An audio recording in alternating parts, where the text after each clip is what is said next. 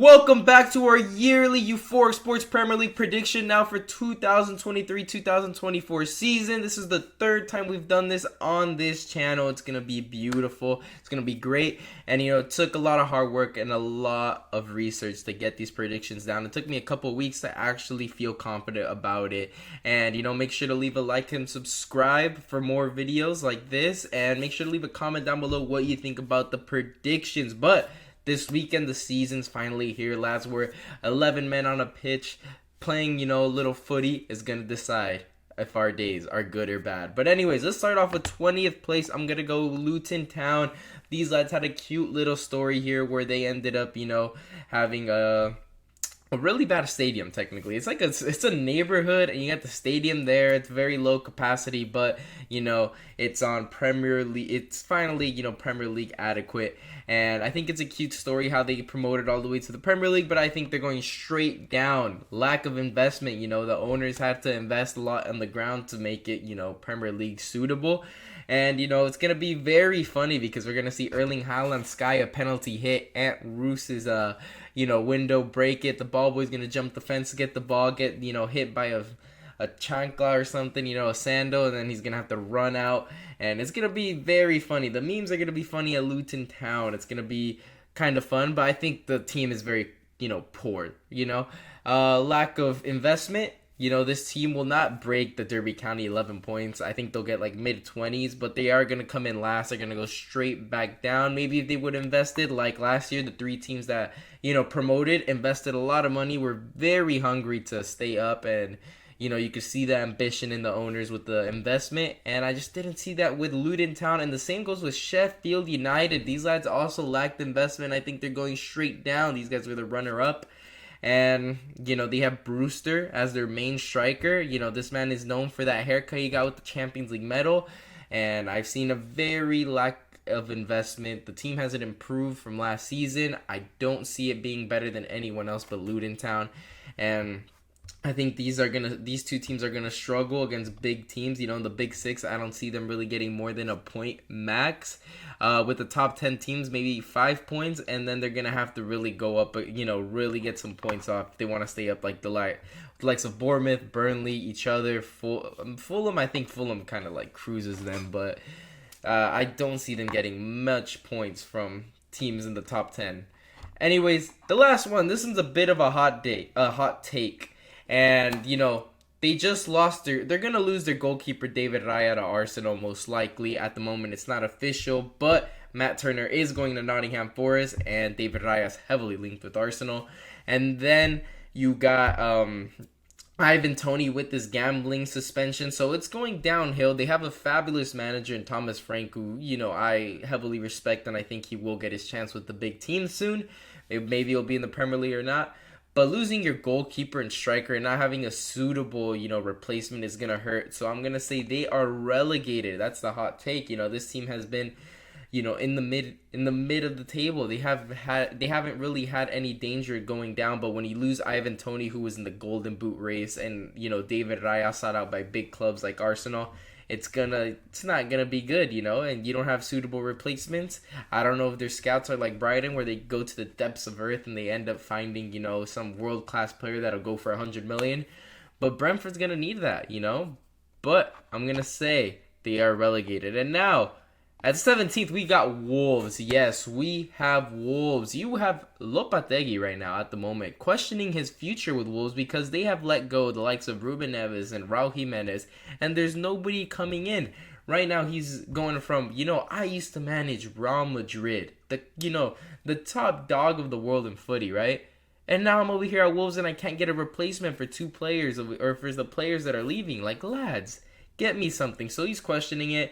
And, before he got there, Wolves were going to get relegated. And then he came in and saved them. And now he's not getting any investment. So he must feel like he played himself there. But I believe Wolves, unless they bring in some investment, they're going to be in danger of relegating. And I believe, depending on what happens with Ivan Toney, if he leaves in January or not, it will be the difference between Brentford and Wolves being relegated. But then after Wolves, we have Burnley.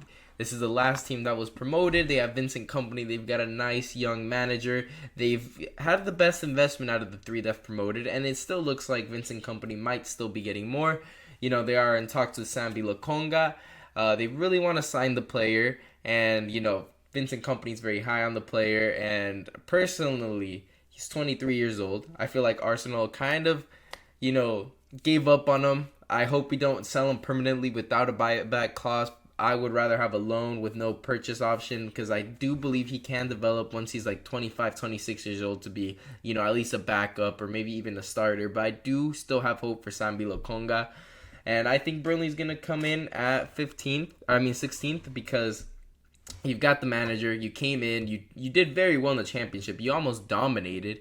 So I think they're going to have some success to at least promote, and we'll see what happens next year. But I am very high on Vincent Company. As you can see, you know, Ancelotti will end up being the manager of Brazil next year, and most likely Xabi Alonso will replace him. That would be my bet. And from Leverkusen, former legend, I believe the same thing will happen with City and Vincent Company, where Pep Guardiola will eventually leave, and Vincent Company will be the one to replace him. I'm calling that right now. And then, now at 15th, we are going to have Nottingham Forest, a very ambitious club in my eyes, because last season we saw Dean Henderson get injured, and they say, you know what, we're going to get serial winner Keylor Navas to come in on loan. Doesn't matter. We just need to stay up. That's exactly what happened, and that's something that's lacked from, you know, the three teams that are relegating and Wolves.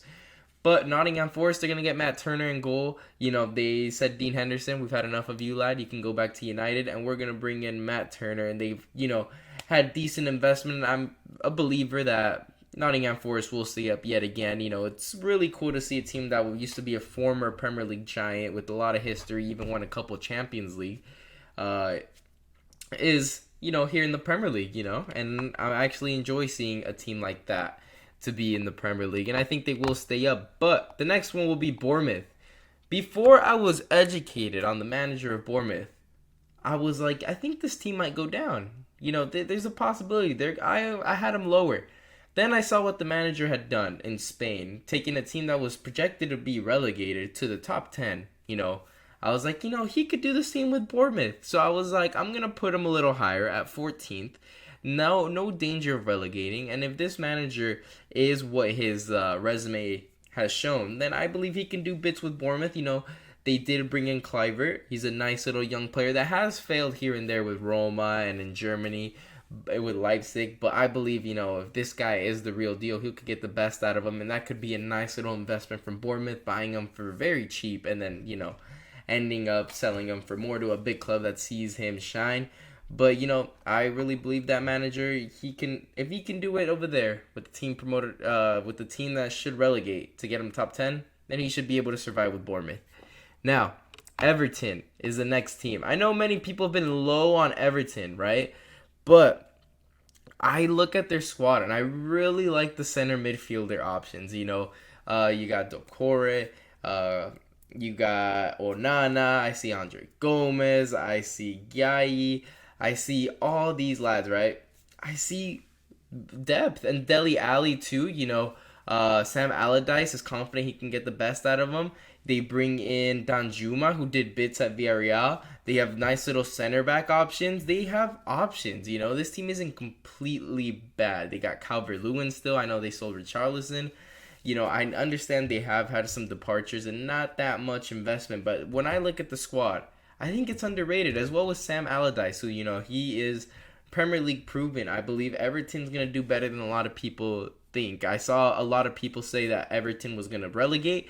They've got the new stadium. I believe they're going to do better than a lot of people think. It'd be very dreadful for Everton in my eyes to see them relegate the first year they have a new state. That'd be absolutely like mental. I think Liverpool fans would think they're in heaven if that happened.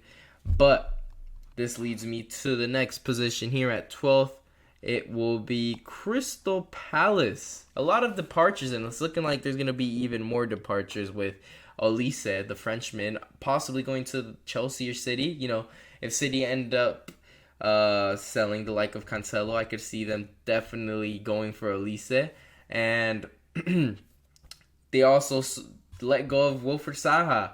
So at the moment, I don't see many offensive weapons that can provide goals. They still have Eduard and they have Eze, but they are lacking, lads. And I do believe Crystal Palace won't relegate because they have a solid defense. They still have their goalkeeper and all. And defensively, they won't really change, but offensively, they do need to, replace these lads, because at least they going for 25 million is actually a bargain. 25 million for them. If Anthony's going for close to 100 million, how is this guy not going at least 50 million? Am I right? Now, at 11th, we have West Ham. Yes, we do have West Ham. We just let go of Declan Rice and Samaka, a nice little striker who just didn't end up fitting in with David Moyes' style. That's why Mikel Antonio's had more success, because he's more of a physical striker and Samaka's more of a technical, nice little tidy striker.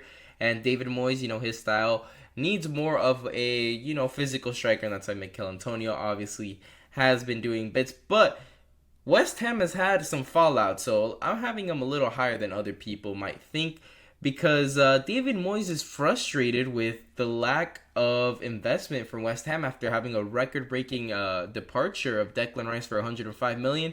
They failed to get Ward-Prowse from Southampton. They were outpriced, and now they are in talks with Edson Alvarez, who I think is the perfect replacement for Declan Rice, and even for Dortmund for Jude Bellingham. But personal terms were agreed from Dortmund and Ajax, Dortmund and Edson Alvarez, but Ajax and Dortmund couldn't get down with the fee. Now, if Dortmund can't get down with the fee with Ajax, I don't really see West Ham doing it, but I'm gonna give them the benefit of the doubt, because they got a lot of P's right now, because they probably have like 120 to play with at the moment. But I think Edson Alvarez is fantastic. He's a center defensive midfielder. He can cover right back. He can play center back. He's a great replacement, and I'm pretty sure that if you buy him right now for 50 million, he's going to go for more eventually to other teams, because we've seen teams like Chelsea have interest. You had Dortmund have interest. Man United at one point had interest. These are big teams, and if he comes in and proves that he can do it in the Premier League, and you're going to see, United once Casemiro go, maybe look at him, So that's why if I were West Ham, I'd do it, and if they do get him, it's a perfect replacement for Declan Rice. Now, they really do need to start investing, or else I'm going to have to drop them. But at least they still have a ton of quality left on the team. They have Susek, they have Paqueta. There's still quality in West Ham. But I do believe they'll get 11th. They'll do better than they did last season. They're going to be in Europa League as well. I don't expect them to do anything in that. But, yeah, West Ham, I got them, improving. Now, we have at 10th place, Fulham. Yep, Fulham. I think Fulham has done a quality job forming their team. When you look at them, they still have the American boys and Tim Ream, Robinson. They've got Bernard Leno in goal. You've got William. For some reason, he was complete disaster at Arsenal, and then he went to Fulham, and my man's was showing Chelsea levels as if he was prime William. And then they signed Raul Jimenez, who could come in and have some depth. You still have you got Carlos Vinicius. I'm not sure what's going on with the Mitrovic to Saudi Arabia. I know he really wants to move, but Fulham didn't really want to give it to him. They have Palinha still, who's quality. He's talented. Many big teams were in him before Fulham. So Fulham's a decent team. They've got a nice little play style. They complicate it for teams. Arsenal last year, the game that I remember very strongly was the 2-1 where Mitrovic gets that error off Gabriel. Then Arsenal tie it. Odegaard, gets a little deflection. And then Gabriel ends up, getting a last-minute winner to make up for his error. So Fulham can cause problems, obviously, with the team they've got. They've got many points from Chelsea. You had William out there looking crazy. But I don't think they're good enough to get, challenge like Brighton and Villa are doing at the moment. But they will be mid-table, and they're literally in the middle. They are 10th place. And now, this is the first hot take. Guys. But if Harry Kane does not leave Tottenham, obviously higher, but that'd be the dumbest decision in Premier League history to not let go of Harry Kane right now. You're being offered 100 million for a striker that did bag 30 goals, right? He's, in his 30s now. He's going to leave next year. for free, and he's going to stay in the Premier League, and he's going to go to Man United or maybe even Arsenal, Chelsea. He's just going to stay in the league, right? If he goes for free, because he can go wherever he wants, right? And right now, you've got a team in Germany, and Bayern Munich needs a striker, is willing to give you 100 million, and you, Daniel Levy, are playing games. Mate, you bought Richarlison for 60 million, and he's playing. And he's not even scoring 5 goals a season in all competitions. My man has more offside goals where he took his top off than he actually had goals. Because this man comes in, and I'm going to defend him. Rare. As an Arsenal fan, I'm going to defend Richarlison, who I completely dislike. But you put him in 20 minutes when you're losing or tied to try to save the game. Like, that's when he's being put in the Premier League. That's why his stats are so bad. And that's why everyone's like, waste of 60 million. But yeah, you have the backup striker there, Richarlison, who is, he could start. He could do decent. You could bring in Ivan Toney, and you have 100 million for a player that's going to leave for free and stay in the league. He's going to be scoring hat tricks on you if you don't let him go.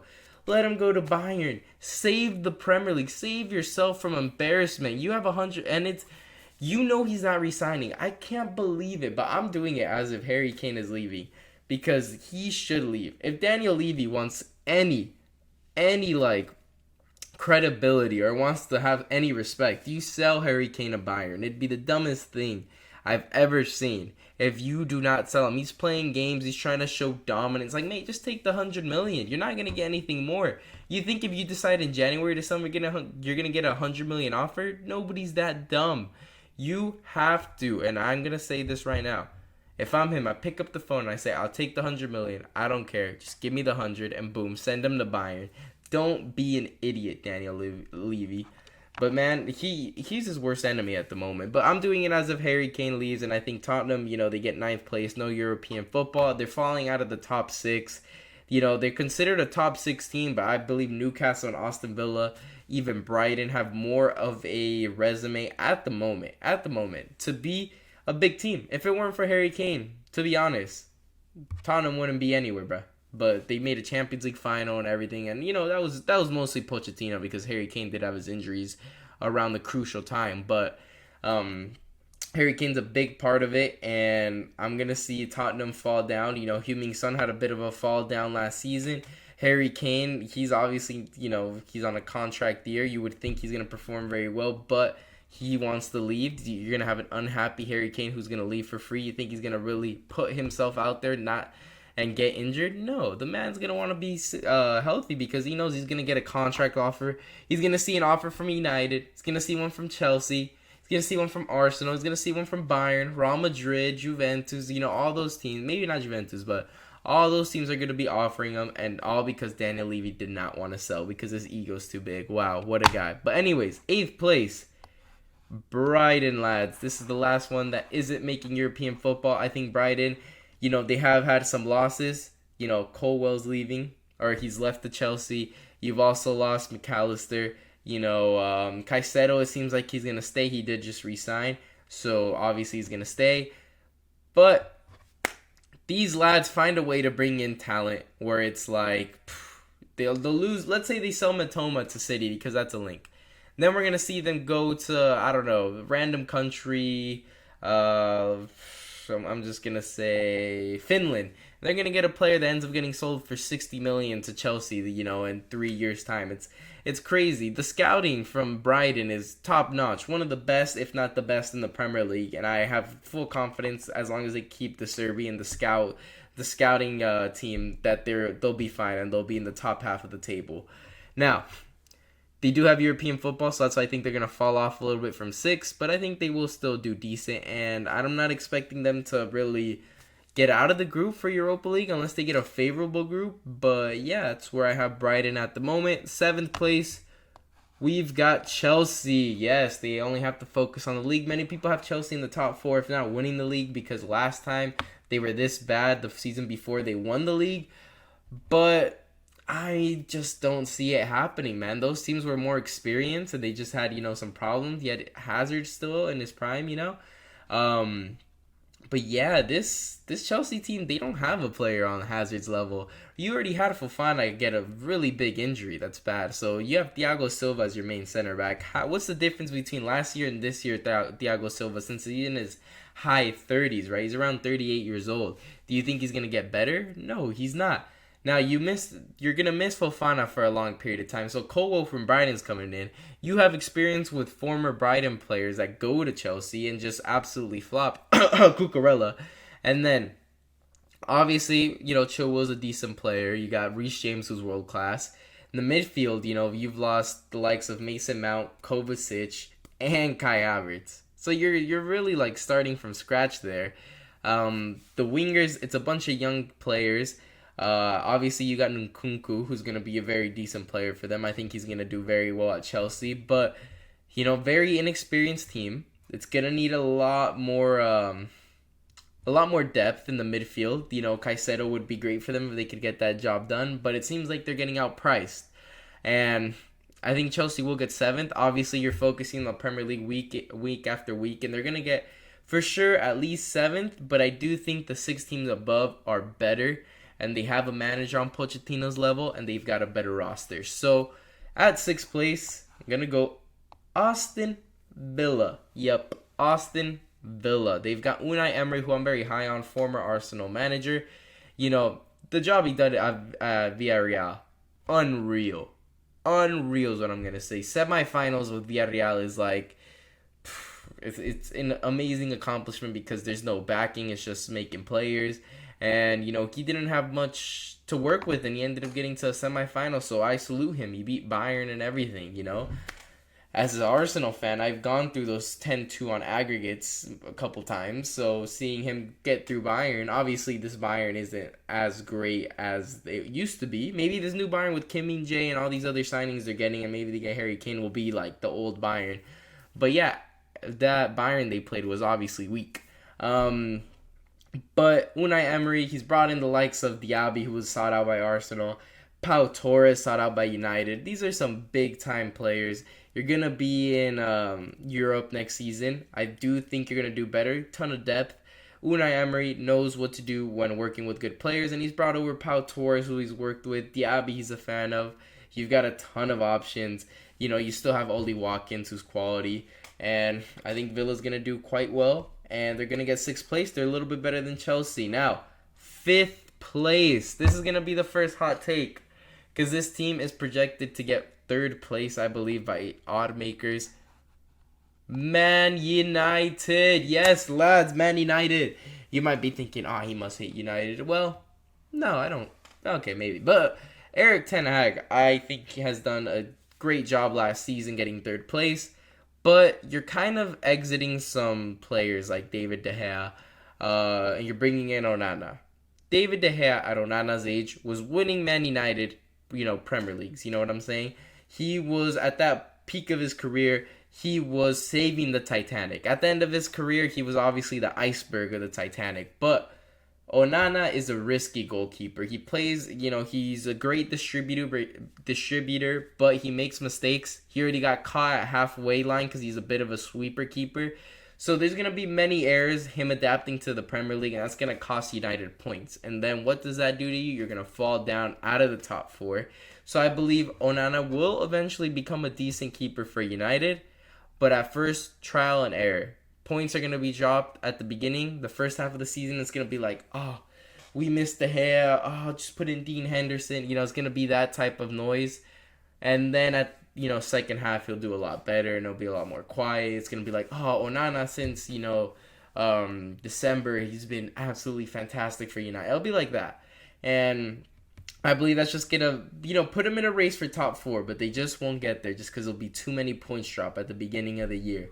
And then, Mason Mount wasn't a necessity. I think they could have gone for other players that fit better next to Casemiro. Obviously, it's going to be 2 attacking midfielders with Mason Mount and Bruno Fernandes. But, Bruno Fernandes on his day and Mason Mount on his day do have great defensive work rates. So I don't see that midfield failing because it did kind of succeed with Eriksen. So I'm not going to say that's a fall point, but I think if they would have got a midfielder that was more balanced, there instead of Mason Mount, it would have been better. I think even Kovacic would have been better. And he was half the price, English tax and whatnot. And then the United tax. Obviously, they get charged more than anyone else. But, United in the Champions League as well. But we'll see what goes on with that. It was just a bunch of risky signings that can't pan out for the future. You even got a striker, scored 9 goals, and he's 70 million. The pressure's going to be on him, you know what I'm saying? And he might have a Lukaku type of year where he's just missing a bunch of sitters, getting a bunch of hate. Is the lad going to be able to bounce back from that? Who knows, But I think trial and error with this team. It's still young. You've got, this new striker, 20 years old for 70 million. Onana, he's still young for a goalkeeper. Mason Mount, he's not too old. So this team, it's gonna be interesting. But a lot of the signings right now, young lads, and we'll see what happens there. But I think 5th place, no Champions League for them. 4th place, we've got Newcastle. I think they're gonna do the same thing as last season, where they get 4th. Champions League, I'm expecting an early exit. They do have Tonali and Bruno Guimaraes, which is absolutely an unbelievable midfield. I'm so high on Bruno Guimaraes, and I'm still mad we missed out on him on that January transfer window. I would have paid the 5 million extra myself that Newcastle beat us out on, because that lad is absolutely sensational, and I don't understand how he doesn't start for Brazil. This lad is world class in my eyes. Then they bring in Tonali, who's another player that's on his level. Absolutely unbelievable. I think the max they do, though, is round of 16 in the Champions League, and then they're going to focus back on the Premier League. And, they'll end up getting 4th place. They have brought in wingers, the likes of Harvey Barnes and etc. But they're really missing a left back. Obviously, they have Longstaff putting in a shift there, but that's why they were in for Kieran Tierney. But once they get that left back sorted, I believe this team will be A-okay. Now, 3rd place, Liverpool, lads. Yep.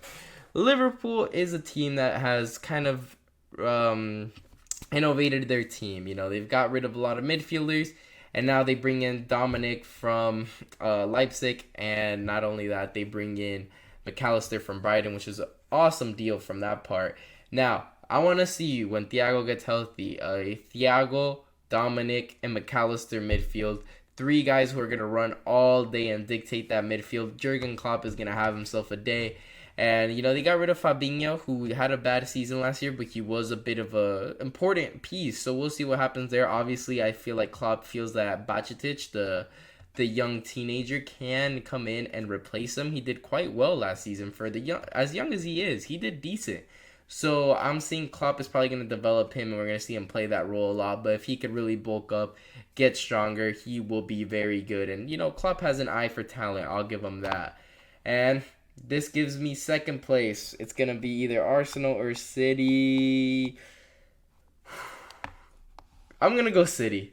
Yep. Manchester City are going to get 2nd place. Tons of exits. We have Riyad Mahrez confirmed. Gundogan confirmed, right? Cancelo is basically gone. We just got to figure out a way. They got to figure out a way for him to leave. Kyle Walker, sought out by Bayern at the moment.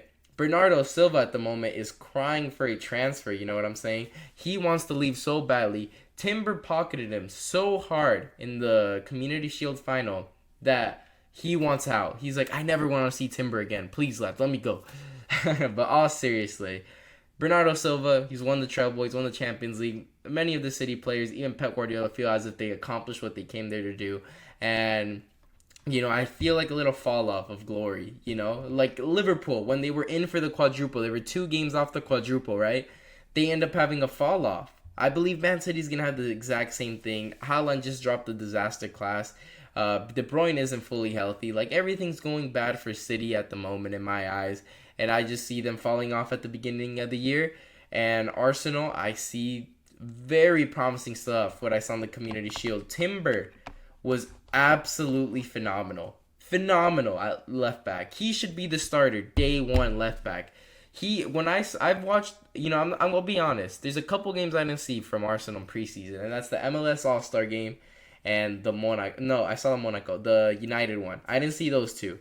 I went to the Barca one, and Timber in person going up against Rafinha was absolutely brilliant. I was like, he should really be the starter. I don't care what Sinchenko's doing right now. Make Timber the starter. Putting Timber, Saliva, Gabriel, and Ben White, that back four with Aaron Ramsdale in goal. Party, Declan Rice. Masterpiece, baby. And I genuinely see this team winning like the first 5 games of the season. I don't care that United's there. But it's absolutely phenomenal that backside of the team. And I just think with all the losses City have had and all they brought in was a center back, right? You didn't lose a center back. And you get Guardiola, right? And now you're going to have to replace all those other players that want to leave. I don't think, and then you got financial fair play on their neck. I think they're going to rely on a lot of the young academy players like Palmer, who just scored a decent goal. But Arsenal at the moment, they've got their signings. They've invested. They're bringing in David Raya. They've got Kai Havertz, who, Champions League final man of the match. Declan Rice, England's literally one of their most important players. He dictates the tempo. Against City, he was fantastic. This man was recovering everything. Then Timber had Bernardo Silva, who had Real Madrid in the nightmare in his pocket. Timber got home and put out Bernardo Silva, and he's running to Spain. I'm very excited for this team, and I genuinely believe they're going to win something important this year. If it's the Premier League, I believe it'll be the Premier League, probably not the Champions League, but if they're going to win one of those two. I don't care what you say, but man, these are the predictions. I'm very confident on this, and I think I'm going to look back at it at the end of the year, and I'm going to be like, wow, this was perfect.